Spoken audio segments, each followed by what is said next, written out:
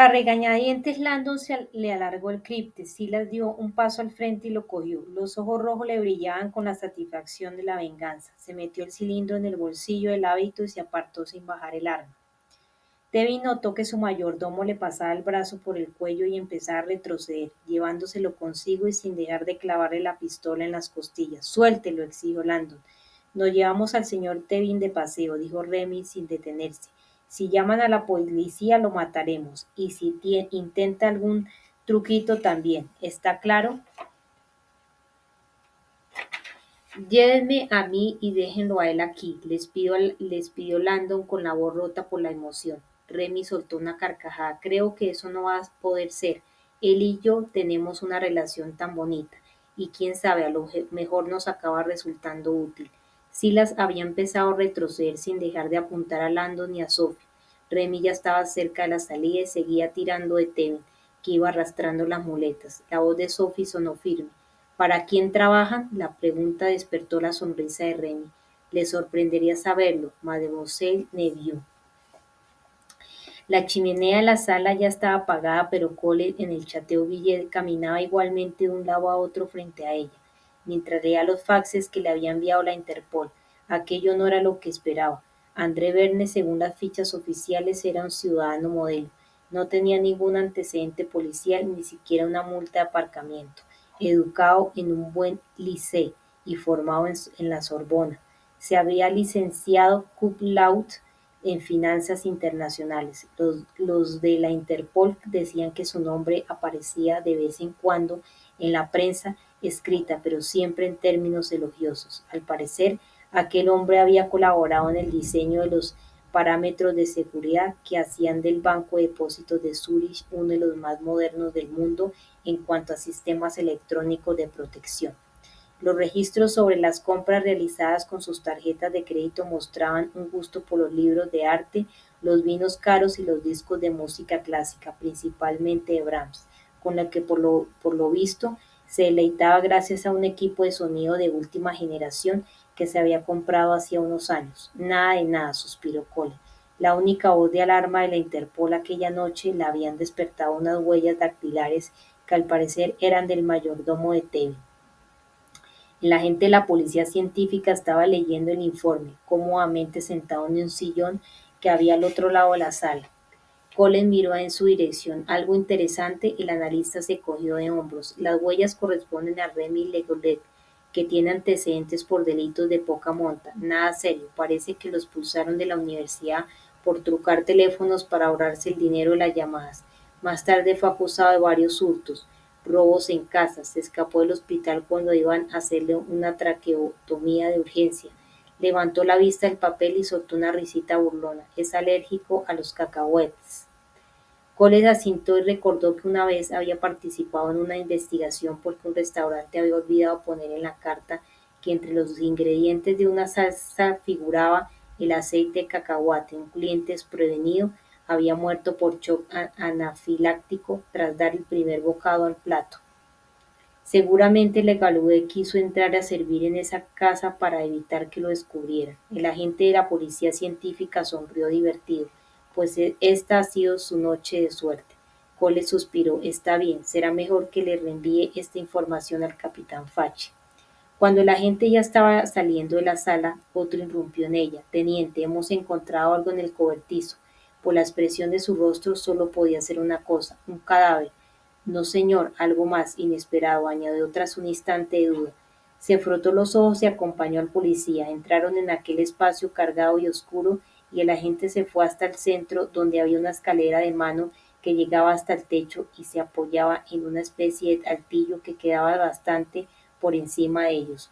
Esta escalera no estaba aquí hace un rato, dijo Cole. No, señor, la he puesto yo. Estábamos buscando huellas junto al Rolls Royce cuando me he fijado en la escalera que estaba en el suelo. No me habría llamado la atención si los peldaños no hubieran estado tan gastados y llenos de barro. Se nota que se usa con frecuencia. La altura coincidía con la del altillo, así que la he apoyado ahí y he subido a echar un vistazo. Cole recorrió con la mirada la línea vertical de la escalera que reposaba en el altillo. ¿Y alguien sube hasta ahí regularmente? Desde abajo aquella estructura parecía desierta. aunque en gran parte quedaba fuera de su punto de visión.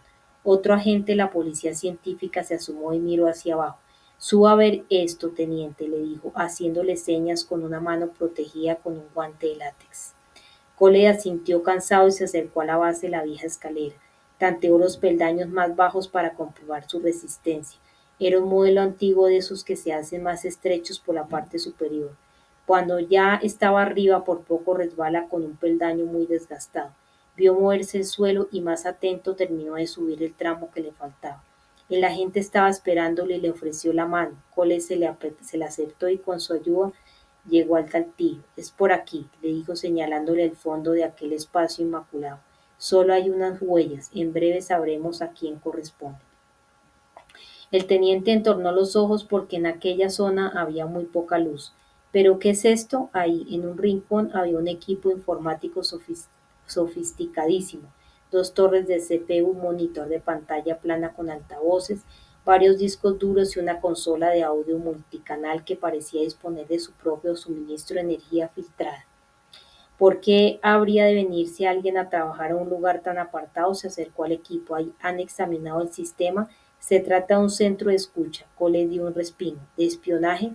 El agente asintió. Es un sistema muy avanzado, indicó con un gesto la mesa rectangular repleta de aparatos electrónicos, manuales, herramientas, cables, soldaduras y diversos componentes electrónicos. No hay duda de que aquí hay alguien que sabe muy bien lo que tiene entre manos. Muchos de estos dispositivos son tan sofisticados como los que utilizamos nosotros, micrófonos diminutos, células fotoeléctricas recargables, chips de memoria RAM de gran capacidad, si tiene hasta algunas unidades de nanotecnología. Cole está impresionado. Aquí hay metido todo un sistema informático, prosiguió la gente alargándole un aparato que no parecía mayor que una calculadora de bolsillo. De él colgaba un cable de unos 30 centímetros con una pieza finísima de aluminio unida a la base. Esta base es el disco duro de un sistema de audio de gran capacidad, con batería recargable. Esa tira de aluminio al final del cable es una combinación de micrófono y célula fotoeléctrica. Cole lo sabía muy bien, aquellos micrófonos de célula fotoeléctrica con aspecto de hojas de papel de aluminio habían sido todo un hallazgo hacía unos años. Ahora ya se podía esconder un grabador con disco duro detrás de una lámpara, por ejemplo, con el micrófono de papel de aluminio pegado a la base y teñido del mismo color para que pasara inadvertido. Con tal de que recibiera algunas horas de luz solar al día, las células fotoeléctricas recargaban el sistema. Así, con aquel tipo de aparato, las escuchas podían hacerse por tiempo indefinido. ¿Método de recepción? Preguntó Cole. La gente señaló un cable aislado que salía de la parte trasera del ordenador, subía por la pared y salía por un hueco abierto por el techo del cobertizo. Ondas de radio. Hay una pequeña antena en el tejado. Cole sabía que normalmente este tipo de sistemas de grabación se instalaban en oficinas y se activaban con la voz, economizando de este modo espacio en el disco duro, y grababan fragmentos de conversaciones durante el día. Los archivos de audio comprimidos los enviaban de noche para evitar ser detectados. Después de efectuada la transmisión, las grabaciones se borraban solas y todo quedaba listo para el día siguiente. Cole se fijó en un estante en el que había cientos de cassettes, todos etiquetados con fechas y nombres. Aquí hay alguien que ha trabajado mucho. Se dio la vuelta y se dirigió a la gente. ¿Tiene idea de cuál es el objetivo espiado? Pues teniente, dijo acercándose al ordenador y sosteniendo un disquete. Eso todavía es más raro. Al entrar con Sofía en la estación de metro de Temple, Landon se sintió totalmente derrotado. Avanzaban por el laberinto de mugrientos pasillos y andenes y el sentimiento de culpa era cada vez mayor. Yo he metido a Ley en todo esto y ahora corre un enorme peligro. Que Remy estuviera implicado había sido una sorpresa mayúscula, pero visto en perspectiva tenía su lógica. Quien fuera que iba detrás del grial había contratado a alguien que pudiera trabajar desde dentro. Y pensaron en Tevin, igual que hice yo. A lo largo de la historia, los conocedores del grial habían atraído siempre la atención tanto de ladrones como de estudiosos. El hecho de que Tevin ya llevara mucho tiempo siguiéndole la pista debería hacerle sentir menos culpable, pero no era así. Tenemos que encontrarlo y ayudarle inmediatamente. Landon siguió a Sophie al andén de la línea District and Circle, donde desde una cabina llamó a la policía. A pesar de la advertencia de Remy, mientras Landon se sentó en un banco desvencijado con gesto atormentado, La mejor manera de ayudar a Ley, insistía Sophie mientras marcaba los números, es implicar lo antes posible a las autoridades londinenses. Hazme caso. En un principio no había estado de acuerdo, pero a medida que iban definiendo un plan, el planteamiento de Sophie iba cobrando más sentido. De momento Tevin estaba a salvo, incluso en el caso de que Remy y los demás supieran dónde se encontraba la tumba del caballero, seguirían necesitándolo para que les ayudara a descifrar la referencia al oro. Lo que a él le preocupaba era lo que pasaría después de que hubieran encontrado el mapa del Grial. En ese momento Tevin se convertiría en una carga demasiado pesada. Si quería ayudar a su amigo, si quería volver a ver la clave, era fundamental descubrir antes el paradero de aquella tumba. Por desgracia, Remy parte con mucha ventaja. Así, la tarea de Sophie era dificultarle las cosas a Remy, y la de Landon, encontrar la tumba. Sophie haría que Silas y el mayordomo se convirtieran en fugitivos de la policía londinense, lo que lo llevaría a tener que esconderse o, mejor aún, acabaría con su detención. El plan de Landon era menos concreto: tomar el metro hasta el cercano King's College, famoso por su base de datos informatizada sobre temas teológicos, la herramienta de búsqueda más sofisticada, según le habían dicho. Respuestas inmediatas a cualquier pregunta sobre la historia religiosa. Se preguntaba qué respondería aquella base de datos ante la frase «enterrado por el Papa reposa un caballero». Se puso de pie y empezó a caminar por el andén impaciente, esperando un metro que no llegaba. Finalmente Sophie logró contactar con la policía. «División de Snowhall», dijo el telefonista. «¿De qué se trata?» «Quiero denunciar un secuestro». Sophie sabía ser concisa cuando quería. «Su nombre, por favor». Sophie hizo una pausa. «Soy la agente Sophie Neville de la Policía Judicial francesa». Aquello tuvo un efecto inmediato. «Ahora mismo le paso con el detective, señora». Mientras esperaba que la atendieran, Sophie empezó a tener sus dudas de que la policía se creyera la descripción que tendrían que hacer de los secuestradores. Un hombre con smoking más fácil de identificar imposible, incluso si Remy se cambiaba de ropa, su cómplice era un monje albino, no pasaba precisamente desapercibido. Y además, como llevaban a un rehén, no podía montarse en transportes públicos. ¿Cuántas limusinas Jaguar podía haber en Londres? La esperaba en el teléfono, se le estaba haciendo eterna. «Venga, contesten». Oía chasquidos y zumbidos en la línea, como si estuvieran pasando la llamada. Tras 15 segundos más oyó la voz de un hombre. «Agente Neville». Sophie se quedó muda de la impresión. Había reconocido aquel tono áspero al momento. «Agente Neville», insistió Fache.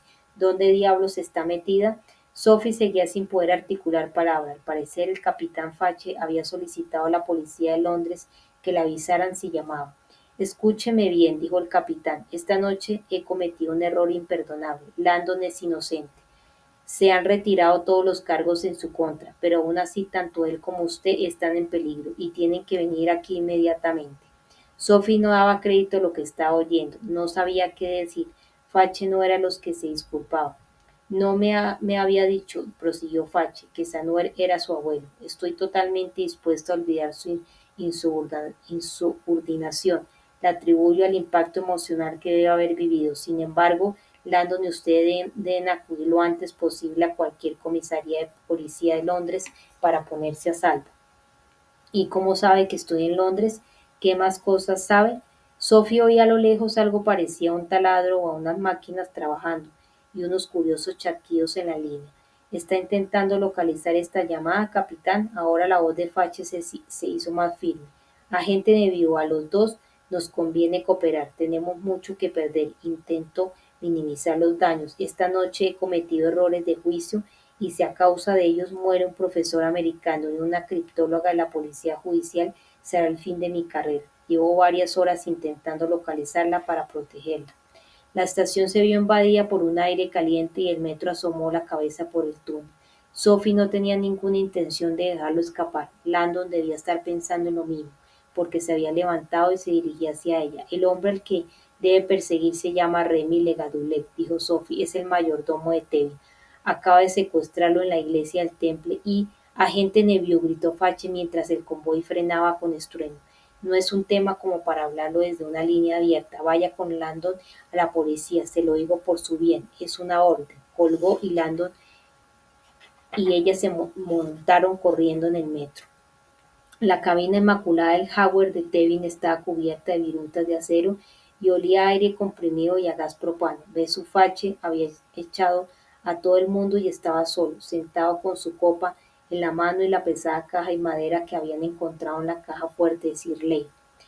Pasó el dedo por la rosa de Taracea y levantó la elaborada tapa. En el interior encontró un cilindro de piedra con 5 discos divididos en letras. Estaban dispuestos de tal manera que juntos formaban la palabra Sofía. Fache se quedó mirando un instante aquella palabra, sacó el cilindro del interior acolchado de la caja y lo examinó con detalle. Tirando de uno de los extremos, logró extraer una especie de tapón. El cilindro estaba vacío. Volvió a ponerlo en la caja y miró abstraído la parte del hangar que se veía por la ventanilla del avión. Pensó en la breve conversación que acababa de mantener con la agente Neville, así como en la información que le había comunicado la policía judicial desde el Chateau Villet. El sonido del teléfono lo sacó de su estado. Llamaban de París, de la policía judicial. El tono de su interlocutor era disculpa. El presidente del Banco de Depósitos de Zúrich había llamado con insistencia preguntando por él, y aunque se le había informado de que el capitán estaba en Londres por motivos de trabajo, había seguido insistiendo. A regañadientes, Fache le dio permiso al operador para que le pasara la llamada. Monsieur Verne, le dijo Fache sin darle tiempo a hablar. Siento no haber podido llamarle antes, pero he estado muy ocupado.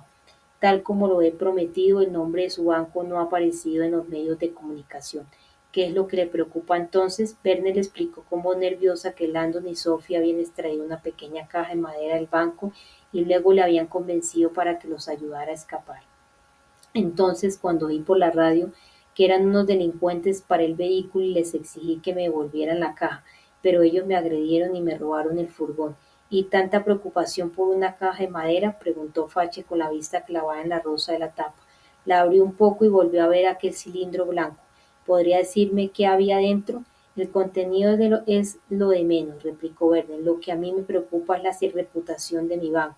Nunca hemos sufrido un robo, nunca. Si no logramos recuperar el objeto propiedad de nuestro cliente, será nuestra ruina. Pero usted dijo que la gente Neville y Landon tenían una contraseña y una llave. ¿Por qué dice entonces que robaron la caja? Esta noche han matado a varias personas, entre ellas al abuelo de Sophie Neville. Está claro que la llave y la contraseña las obtuvieron de manera ilegítima. Señor Verde, mis agentes han realizado algunas investigaciones sobre usted y su entorno. No hay duda de que es usted un hombre muy culto y refinado. Supongo además de que también será persona de honor como lo soy yo. Aclarado esto le doy mi palabra de jefe de la policía judicial de que su caja, al igual que la reputación de su banco, está en las mejores manos. En el altillo el Chateau Villeco le contemplaba con asombro la pantalla del ordenador. ¿Y el sistema tiene pinchadas todas estas localizaciones? Sí, le respondió el agente. Parece que los datos se están recopilando desde hace un año, más o menos.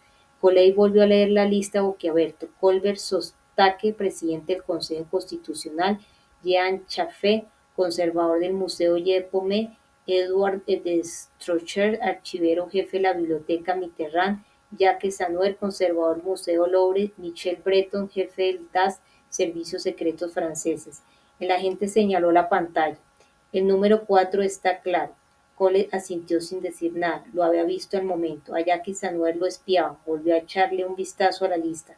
¿Cómo habrán logrado espiar a todas estas personalidades? ¿Ha escuchado algunas cintas? Sí, varias. Esta es una de las más recientes. El agente presionó varias teclas del ordenador y los altavoces se activaron con un chasquido. Capitán, un agente important y Crypto es arriba. Colette no daba crédito a lo que estaba oyendo. Pero si ese soy yo, si es mi voz. Recordó el momento exacto en que sentado en el despacho de Sanuer había emitido por radio ese mensaje para alertar a Fache de la llegada de Sophie Neville. El agente asintió con un movimiento de cabeza. Gran parte de nuestra investigación de esta noche en el Louvre habría podido oírse desde aquí si alguien hubiera tenido interés. ¿Ha enviado a alguien a averiguar dónde se encuentran los dispositivos de escucha? No hace falta, sé perfectamente dónde están. El agente se fue hasta un montón de notas y fotos que había en la mesa. Cogió una hoja y se la entregó a Cole. ¿Le suena? Cole estaba boquiabierto. Tenía en sus manos la fotocopia de un diagrama esquemático antiguo en el que se representaba una máquina rudimentaria. Las etiquetas estaban escritas en italiano y no las entendía, pero sabía perfectamente lo que estaba contemplando. Era el modelo de un caballero medieval francés completamente articulado. Era el mismo que decoraba el escritorio de Samuel. En los márgenes del papel había unas anotaciones escritas con rotulador rojo. Estaban en francés y parecían ideas para esconder aparatos de escucha en su interior. Sila se sentó en el asiento del copiloto de la limusina que estaba aparcada cerca de la iglesia del templo. Sostenía con fuerza la clave mientras Remy terminaba de atar a Terry con una cuerda que había encontrado en el maletero. Finalmente el mayordomo se bajó por una de las puertas de atrás y se puso al volante.